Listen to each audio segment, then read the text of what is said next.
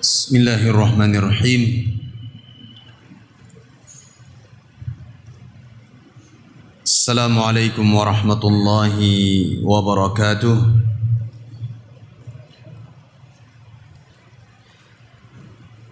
Alhamdulillah, wassalatu wassalamu ala Rasulillah wa ala alihi wa ashabihi wa man tabi'a hudah.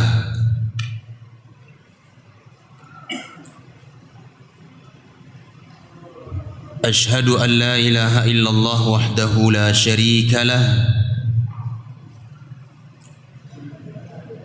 wa ashhadu anna Muhammadan abduhu wa rasuluh sallallahu alaihi wa ala alihi wa sahbihi wa sallama tasliman katsira. Yaqulu Rabbuna tabaraka wa ta'ala: Ya ayyuhalladzina amanu taqullaha haqqa tuqatih wa la tamutunna illa wa antum muslimun. Amma ba'd. Para hadirin kaum muslimin dan muslimat yang dirahmati Allah Subhanahu wa ta'ala, alhamdulillah, segala puji dan syukur hanya untuk Allah Subhanahu wa ta'ala atas limpahan kenikmatan dan karunia yang Allah Subhanahu wa ta'ala anugerahkan kepada kita. Nikmat yang atau termasuk nikmat yang paling besar yang Allah beri kepada kita adalah nikmat menuntut ilmu syar'i.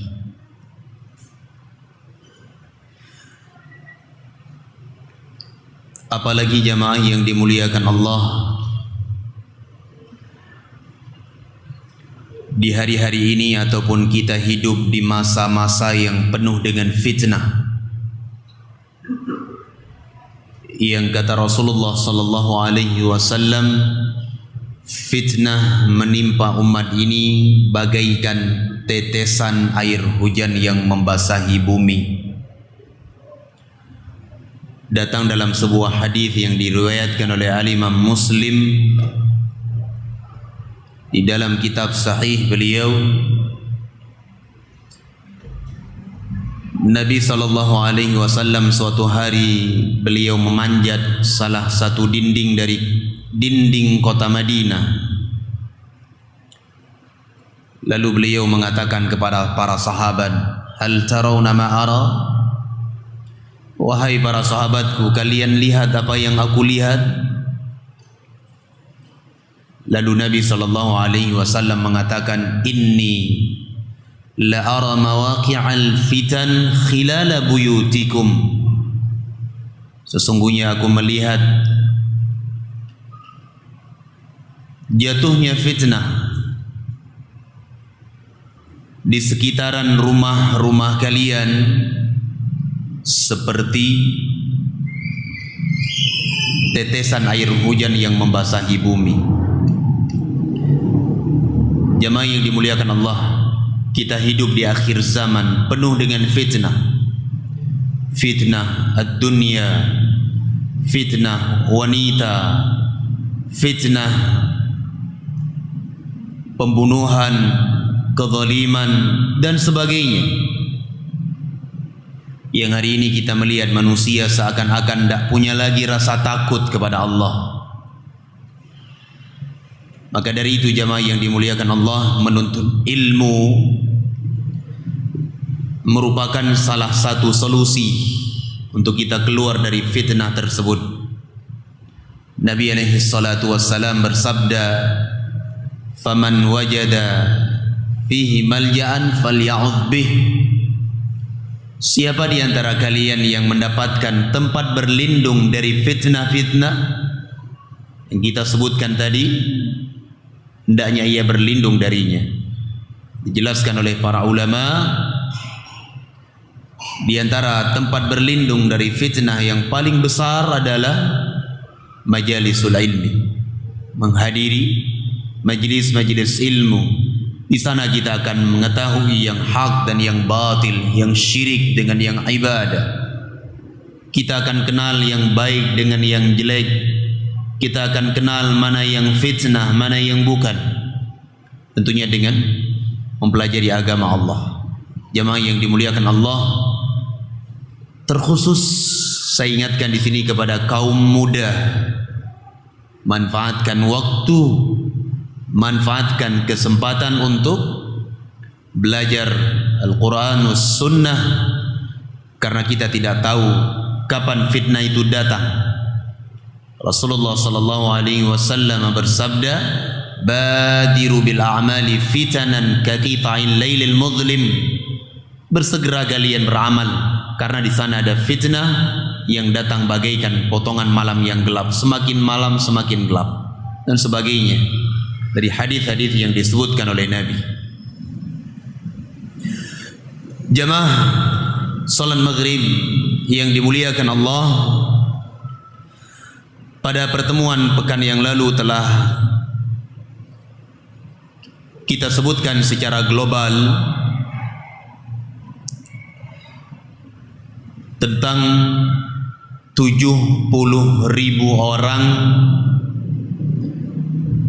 dari kalangan umat Nabi Muhammad sallallahu alaihi wasallam yang masuk surga tanpa hisab, tanpa azab.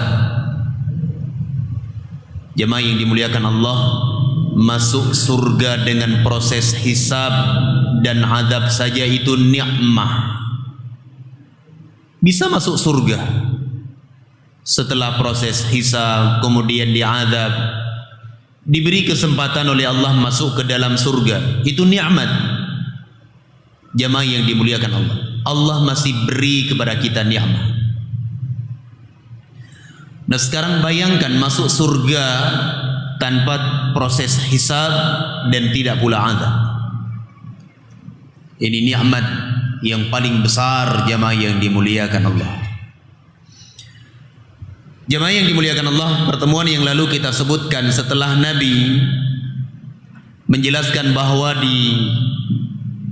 di dalam umat beliau itu ada 70.000 golongan, 70.000 orang masuk surga tanpa hisab, tanpa azab.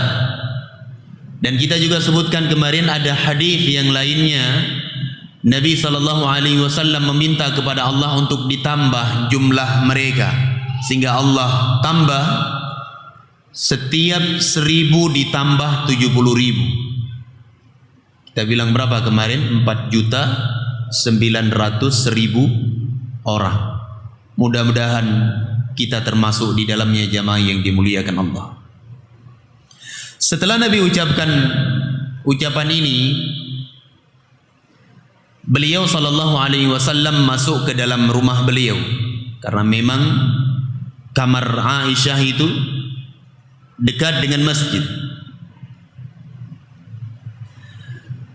Thumma nahadha fadakhala manzilahu fakhadha an-nas fi ulai. Kemudian manusia, para sahabat berbincang-bincang di antara mereka tentang siapa 70.000 orang itu. Penasaran para sahabat. Penasaran sekali, jamaah yang dimuliakan Allah. Dan setiap dari mereka itu menginginkan supaya mereka masuk ke dalamnya. Ini menunjukkan semangatnya para sahabat ridwanullah alaihim untuk menggapai kebaikan-kebaikan. Faqala ba'dhum, sebagian para sahabat mengatakan, fala'allahumul ladzina sahibu Rasulullah sallallahu alaihi wasallam. Jangan-jangan yang 70.000 orang masuk surga tanpa hisab, tanpa azab itu Mereka adalah orang-orang yang menemani Nabi sallallahu alaihi wasallam, suka maupun duka. Jangan-jangan mereka. Wa qala ba'dhum, sebagian mereka juga ada yang menyatakan, fala'allahumul ladzina wulidu fil Islam falam yusyriku billahi syai'a wa dzakaru asya. Jangan-jangan mereka itu adalah orang-orang yang terlahirkan di dalam Islam dan tidak pernah melakukan kesyirikan kepada Allah dengan sesuatu apapun. Wa dzakaru asya, mereka menyebutkan kemungkinan-kemungkinan yang banyak. Mungkin mereka adalah ini. Ya, sepertinya 70.000 orang itu adalah mereka sifatnya seperti ini, seperti ini, seperti ini. Ini muncul pembicaraan di kalangan sahabat Nabi ridwanullah alaihim.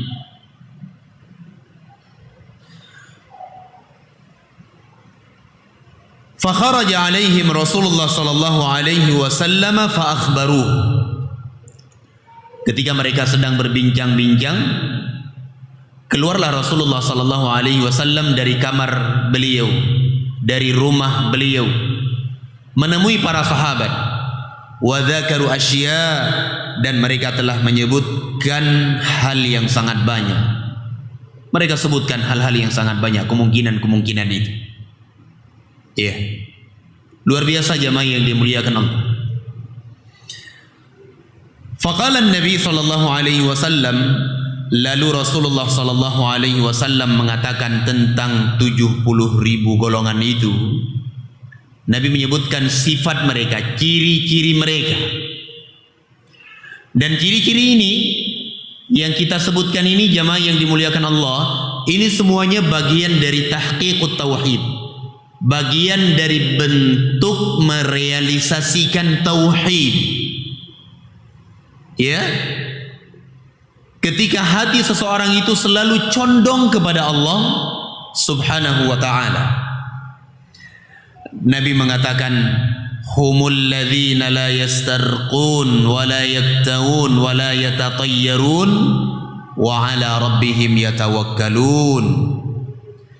Nabi sebutkan 4 ciri. Ciri yang pertama, kata Nabi sallallahu alaihi wasallam, mereka adalah orang-orang yang tidak meminta diruqyah. Orang-orang yang tidak meminta untuk diruqyah. Jamaah yang dimuliakan Allah, hukum ruqyah itu boleh selama bukan ruqyah syirkiyah ataupun bid'iyah. Hukum asalnya boleh jamaah yang dimuliakan Allah. Nabi sallallahu alaihi wasallam sebutkan di dalam sebuah hadis yang sahih dari beliau, kata Nabi sallallahu alaihi wasallam, la ba'sa birruqyah ma lam takun syirka. Tidak mengapa dengan pengobatan ruqyah itu, kata Rasulullah, selama bukan ruqyah yang mengandung kesyirikan. Ruqyah yang dibaca padanya Al-Quranul Karim, dibaca misalnya zikir-zikir yang warid dari Nabi, maka ini boleh. Tidak bermasalah jamaah yang dimuliakan Allah. Ada saudara kita sakit misalnya, kerasukan jin ataupun yang lainnya, kita ruqyah dia. Dan ini dalilnya sangat banyak jamaah yang dimuliakan Allah. Salah satu contoh saya sebutkan, ada sebagian para sahabat Nabi ridwanullah alaihim, mereka melakukan sebuah perjalanan safar. Tatkala mereka berada di sebuah perkampungan, mereka singgah di kampung tersebut, kemudian mereka minta untuk dijamu. Minta dijamu kepada pemuka kaum itu. Kemudian mereka menolak. Kemudian didapati salah satu dari pemuka kaum yang menolak para sahabat Nabi itu tersengat oleh hewan yang berbisa. Datang dalam sebuah riwayat, hewan berbisa tersebut adalah al-aqrab, kalajengking. Kemudian mereka mendatangi sebagian sahabat Nabi, meminta untuk mengobati pemuka kaum mereka itu. Kemudian para sahabat waktu itu berijtihad, berinisiatif, karena memang tidak ada yang lain yang bisa mereka perbuat. Akhirnya mereka baca suratul Fatihah, dengan izin Allah Azza wa Jalla sembuh. Nah, ketika para sahabat pulang ke Madinah, mereka beritakan ini kepada Nabi SAW. Lalu Rasulullah mengatakan, tidakkah kalian tahu bahwasanya surah Al-Fatihah itu adalah ruqyah? Nah, yang jadi syahid di sini jamaah yang dimuliakan Allah, ya, ruqyah itu boleh selama bukan ruqyah syirik. Kemudian yang kedua, bukan ruqyah yang bid'iyah, mengandung di dalamnya kebid'ahan. Tak pernah dilakukan oleh Rasulullah dan para sahabat, namun dipraktikkan dengan tata cara tertentu, membaca ayat-ayat khusus misalnya. Nah, ini butuh pembahasan jamaah yang dimuliakan Allah. Nah, datang dalam sebuah riwayat dikeluarkan oleh Imam Muslim rahimahullahu taala dari sahabat Auf bin Malik radhiyallahu an, bahwasanya Nabi SAW ditanya tentang hukum ruqyah. Ya, maksudnya adalah ruqyah syar'iyyah. Dijawab oleh Nabi SAW, man istata'a minkum ay yanfa'a akhahu falyanfa'. Barang siapa di antara kalian yang ingin memberikan manfaat kepada saudaranya, hendaknya dia beri manfaat kepada saudaranya. Dia mampu ruqyah, membantu saudaranya, dia bantu. Nah, sekarang apa hubungannya dengan hadis ini jamaah yang dimuliakan Allah? Hadis ini menjelaskan jamaah yang dimuliakan Allah tentang meminta ruqyah. Kata para ulama, hukumnya apa? Makruh. Ruqyah itu boleh. Nah, sekarang yang jadi masalah adalah meminta ruqyah. Ini yang kata para ulama ada sedikit kecondongan dia yang berlebih kepada ruqyah tersebut, sehingga mengurangi rasa tawakalnya itu. Mengurangi rasa tawakal kepada Allah Subhanahu wa ta'ala, sehingga orang yang meminta ruqyah itu, ya, hilang keutamaan apa? Masuk surga tanpa hisab, tanpa azab.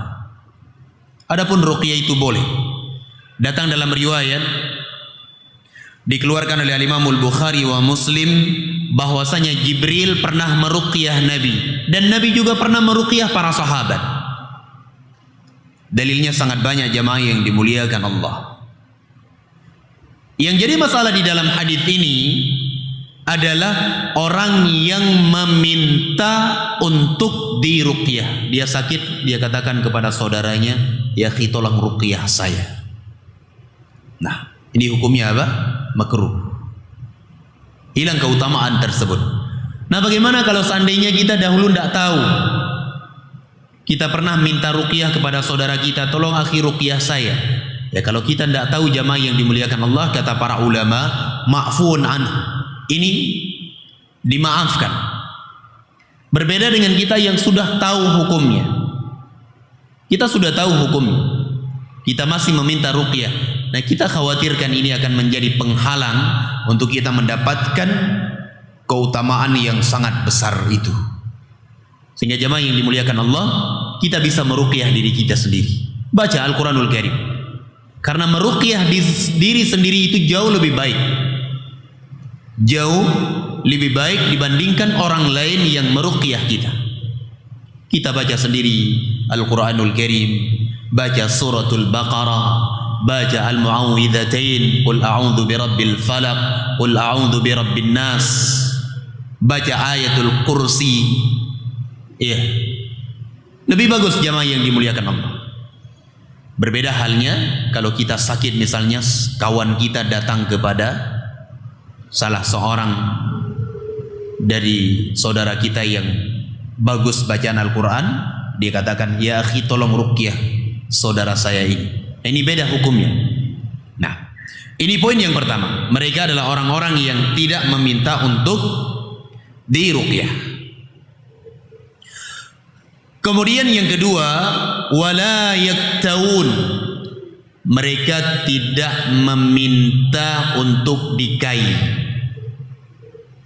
Kai itu adalah salah satu pengobatan tempo dulu, di zaman dahulu, dengan membakar besi sampai merah, lalu besi tersebut ditempelkan pada tubuh yang sakit. Dan tidak ada yang melakukannya kecuali apa? Orang yang proporsional ataupun orang yang mumpuni. Sekarang jarang kita dapati, jarang sekali kita dapati pengobatan kai ini. Jemaah yang dimuliakan Allah, terkait tentang pengobatan kai ini, saya sebutkan ucapan Al-Imam Ibnul Qayyim rahimahullahu ta'ala. Setelah saya sebutkan ini, nanti baru saya sebutkan tentang hukum meminta untuk dikai. Al-Imam Ibnul Qayyim rahimahullahu ta'ala mengatakan di dalam kitab beliau Zadul Ma'ad, wa qad tadammanat ahadithul kai arba'ata anwa'. Beliau mengatakan hadis tentang pengobatan kai itu ada 4 hadis datang dari Nabi sallallahu alaihi wa ala alihi wa sahbihi wasallam. Ada 4 hadis. Hadis yang pertama, jamaah yang dimuliakan Allah, itu menjelaskan bahwa Nabi sallallahu alaihi wasallam melakukan pengobatan dengan cara kai. Bahwa datang hadis dari Nabi sallallahu alaihi wasallam, beliau melakukan pengobatan dengan kai tersebut, dilakukan oleh Nabi. Baik. Sehingga kata para ulama, perbuatan Nabi sallallahu alaihi wasallam melakukan pengobatan kai ini yadullu ala jawazih, menunjukkan apa? Bahwa pengobatan kai itu boleh, karena Nabi sallallahu alaihi wasallam melakukannya, sehingga menunjukkan boleh, jemaah yang dimuliakan Allah. Ini hadis yang pertama. Kemudian kata Al-Imam Ibnul Qayyim, datang hadis yang kedua yang berikutnya, adamu mahabbatihi. Rasul sallallahu alaihi wasallam tidak suka dengan pengobatan kai itu, tidak suka Rasulullah. Nah, kata para ulama, wa adamu mahabbatihi la yadullu ala man'i minhu. Tidak sukanya Nabi sallallahu alaihi wasallam ini tidak menunjukkan larangan pengobatan kai itu. Tidak menunjukkan apa? Larangan. Sama seperti saya kasih contoh yang lainnya, Nabi sallallahu alaihi wasallam tidak suka makan apa? Daging dhab. Tahu dhab ya? Dhab itu adalah hewan padang pasir. Bentuknya kurang lebih seperti biawak, namun bukan biawak. Sebagian orang ada yang makan biawak mengiaskan kepada apa? Dhab tadi. Bukan biawak, jemaah yang dimuliakan Allah. Dhab ini makannya sayur, dia makannya rumput. Sedangkan biawak dia makan apa? Bangkai. Beda. Jadi jangan nanti ini sama seperti dhab dimakan. Tidak, jemaah yang dimuliakan Allah. Ada lagi yang bentuknya sama, komodo. Nah, baik jemaah yang dimuliakan Allah, Nabi SAW beliau tidak suka dengan pengobatan itu. Dan tidak sukanya Nabi ini tidak menunjukkan larangan. Ini hadis kedua. Lalu kata Imam Ibnul Qayyim, datang hadis dari Nabi sallallahu alaihi wasallam, beliau sallallahu alaihi wasallam memuji orang yang meninggalkan pengobatan kai. Dipuji oleh Nabi. Athara ala man tarakahu. Beliau puji.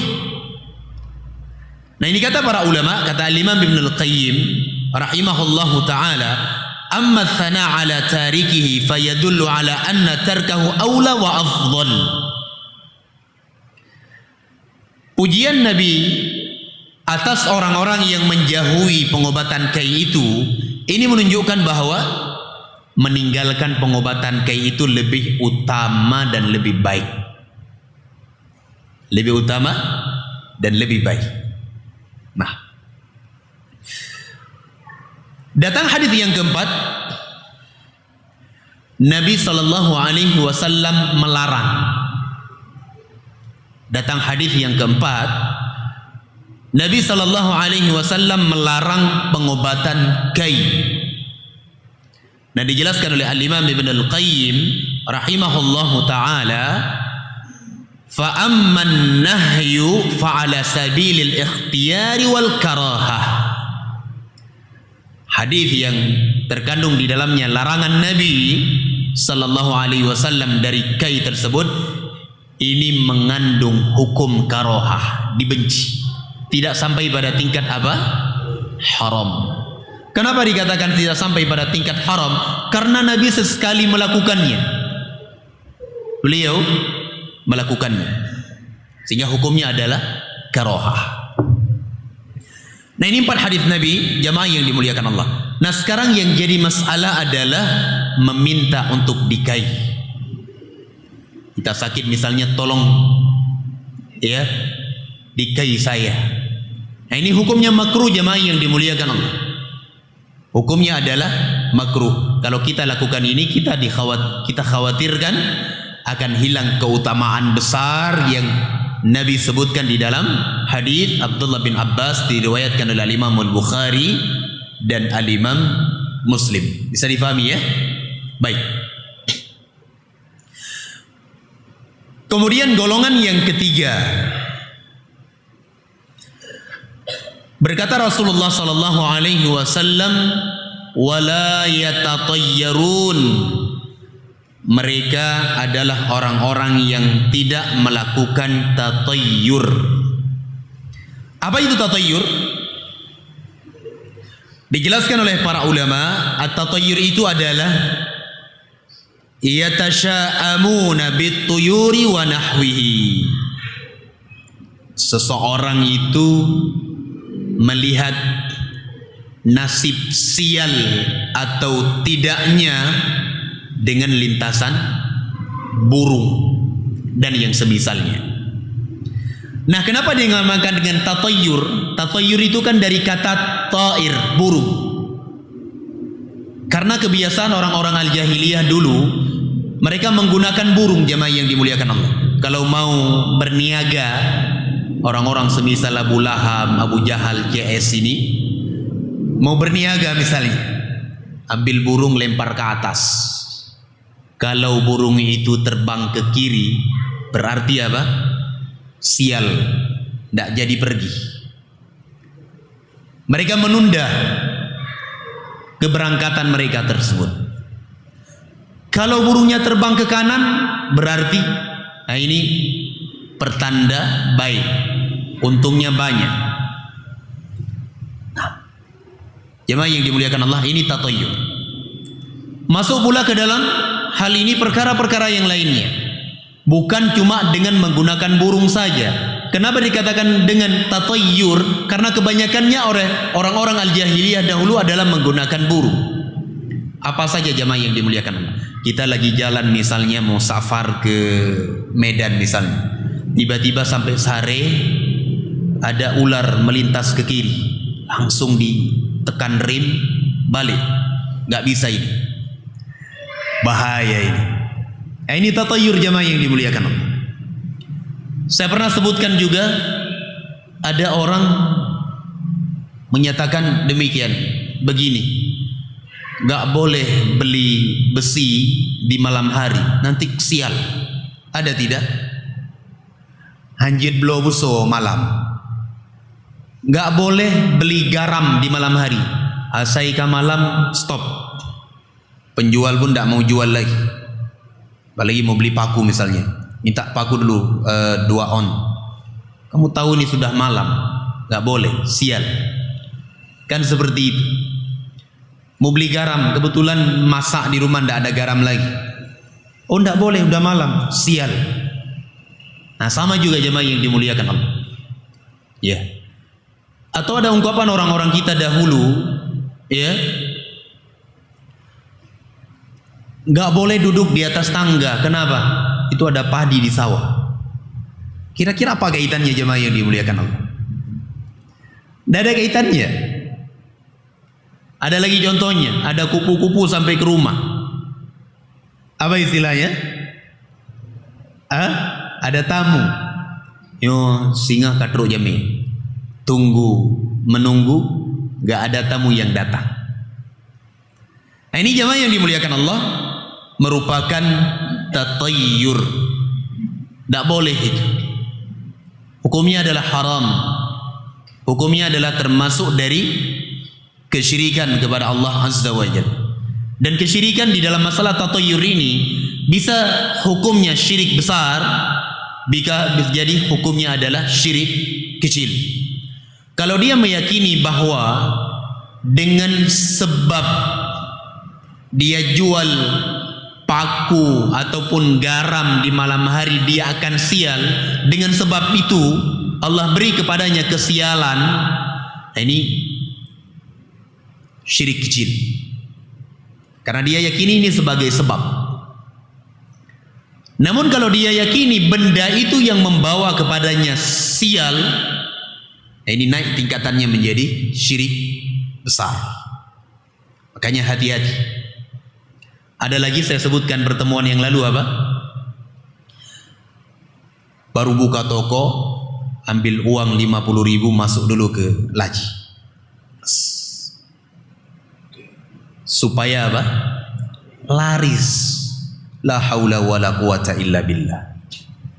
Nah, ada lagi yang masyhur di kalangan masyarakat, kalau nabrak kucing, ya, nabrak kucing, mati kucingnya.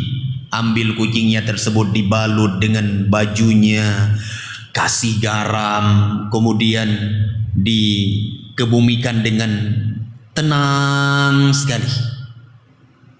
Kenapa? Takut sial. Nanti kucingnya berdoa. Gimana berdoa, dia sudah mati. Barakallahu fikum. Saya sering sebutkan, namun kadang kalau nabrak orang malah lari, ya. Orang yang ditabrak lari pokoknya. Kalau bisa lepas dari tanggung jawab, lepas dari tanggung jawab. Jamaah yang dimuliakan Allah, ini tatayyur.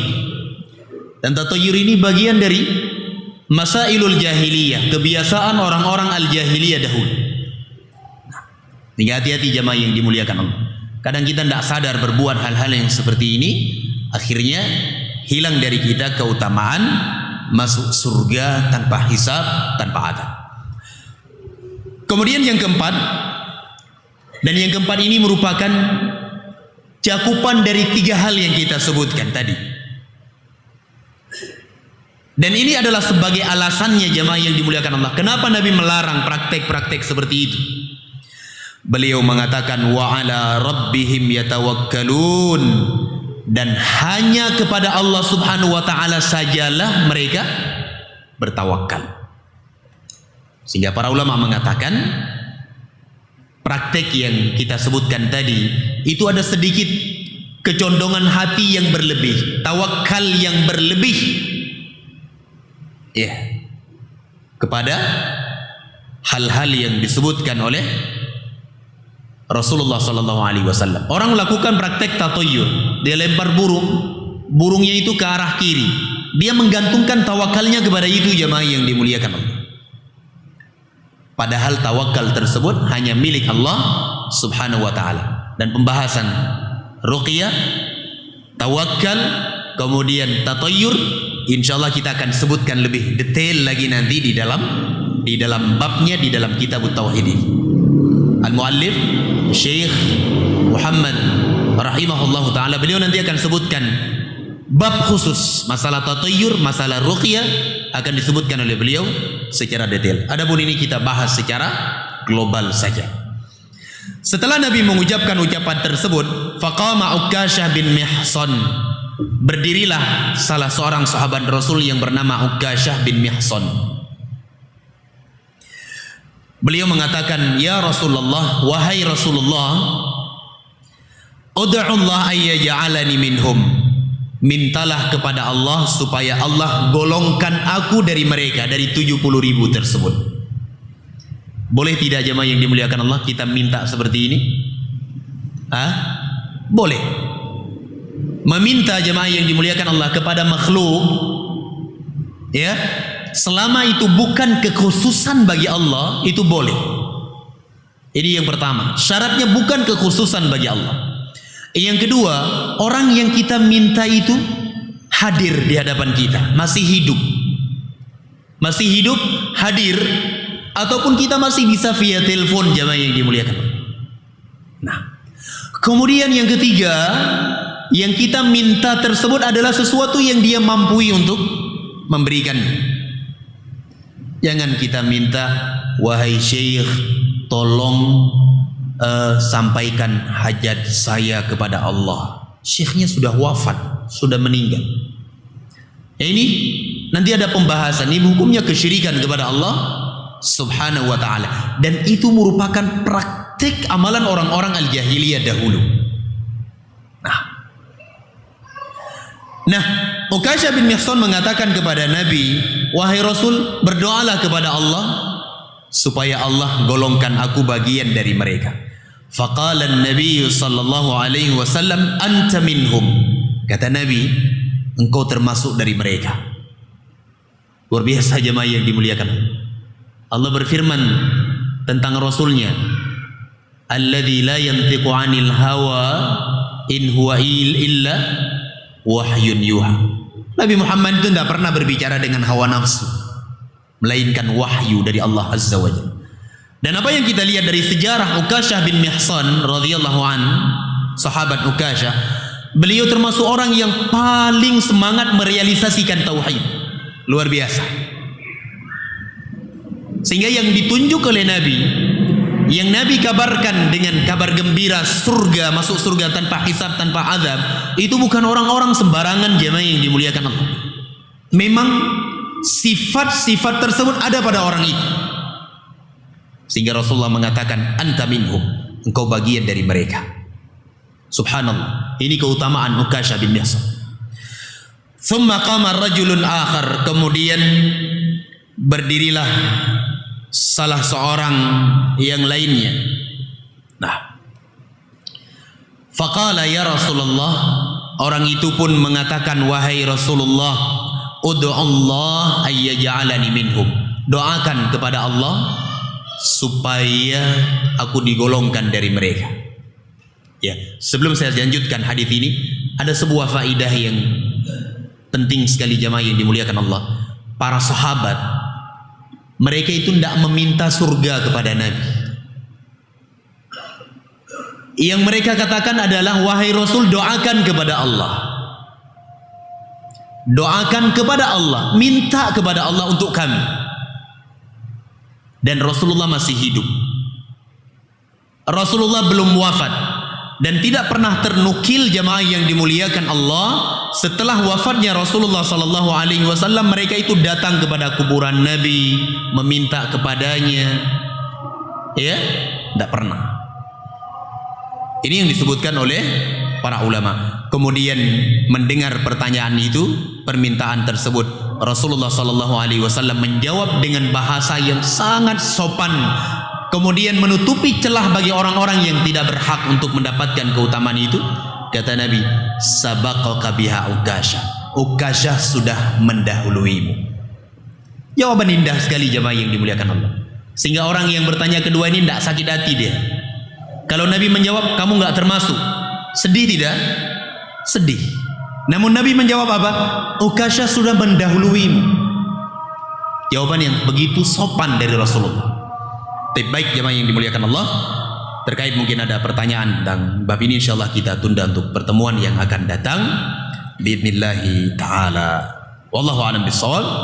Selesai kita dari bab ini, insyaallah kita akan lanjutkan pada bab yang berikutnya pada pertemuan yang akan datang biidznillah taala. Subhanakallahumma wa bihamdik asyhadu an la ilaha illa anta astaghfiruka wa atubu ilaik.